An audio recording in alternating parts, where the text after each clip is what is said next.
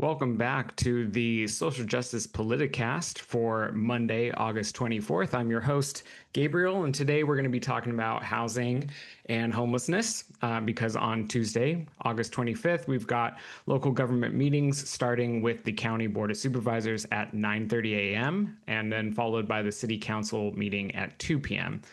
We're just going to dive right in because there's a lot to unpack. Starting with the City Council meeting tomorrow at 2, we have flagged item 13 on the agenda, which is a motion to authorize the city manager to award a contract to G&G Builders to install an additional 35 tiny homes to expand the Roseville Road campus. On its face, this seems like good news. We are never going to push back against any kind of accommodations being made to our unhoused neighbors. But if you've been following the stories around Roseville Road community, you know that the conditions there are famously poor.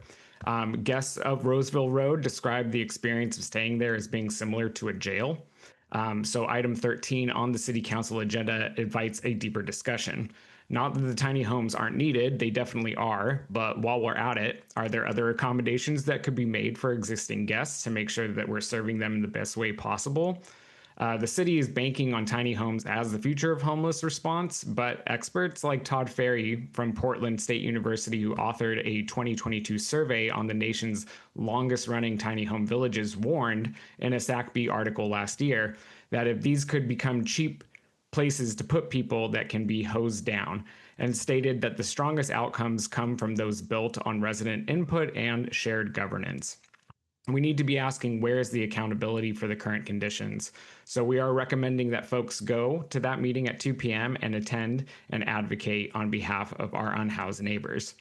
Next up, City Council item 14 is the annual report on the Affordable Housing Plan. It's informational only, basically a rundown of what they've been doing and how things are going. We expect that it will involve a lot of back patting. On one hand, we like to see progress, and they have made some. But on the other hand, anyone with two eyes and brain can see that housing costs are still out of control, and the city is abusing our unhoused communities more harshly than they have in years. So the self-congratulations, definitely a bitter pill. And it will be interesting to watch if Councilmember Phil Pluckebaum, who oversees the district with the majority of Sacramento's unhoused population and has famously been absent either physically or mentally, actually participates in the conversation. Item 15 is the Sacramento Housing and Homelessness Ad Hoc Task Force report. This might be interesting. We've never actually heard this report before. So we are hoping that this ad hoc committee could be more than just lip service. Maybe we'll finally see a framework for the new regional partnership model that has been in the works. Maybe. We'll see. Now, hopping over to the County Board of Supervisors at 9:30 a.m. on Tuesday. Item 28 is a grant from the California Highway Patrol for $1.92 million.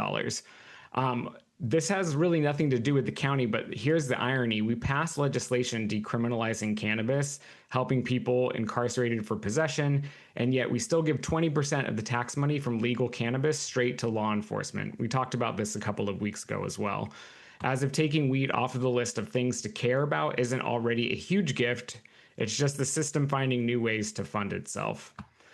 We've also got items 38 and 39, which are the Housing Trust Fund reports and the City County Partnership report. Again, these are informational, just to check in on the money pots, where it's going, who's accounted for, what they're doing with it.